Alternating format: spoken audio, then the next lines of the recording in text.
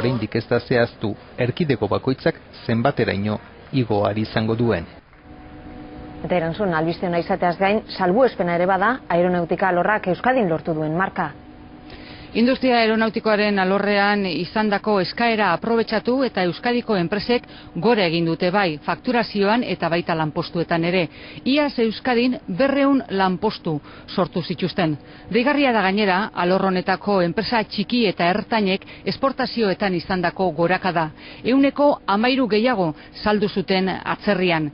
Gainera, aurreikuspena da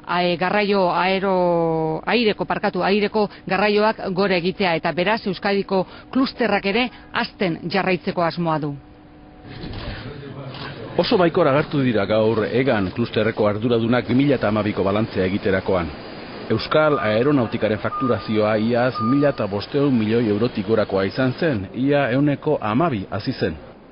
Hemos sabido hacer las cosas bien para poder crecer con el sector. Lanpostutan ere gora, 5% pasatxo, hegazkin klusterreko euskal enpresen langileen 3% hemen daude, 4.000 gora.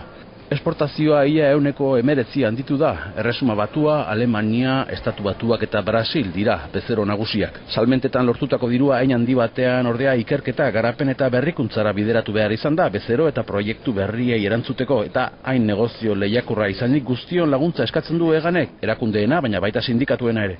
Para también crecer, pero crecer por encima de lo que crece el mercado. Y de hecho lo hemos conseguido. Krisiak krisi, bai aurten 2014an ere emaitza onak espero ditu Euskal Aeronautikak. Gainera 2 hamarkadatan sekulako hazkundea etorriko omen da bidaiari abioien eskarian, Asiatik batipat, Txina eta Indiaren bidaiari trafikoa 4 bideraziko omen da. Kezka iturri ere bai hori Eganentzat, Asia hegazkin gintzan ere buru belarri sartuko dela baitirudi. Hazkundea alor horretan, baina beste askotan murrizketak ikerkuntza alorrean ere kalteak eragiten ari da.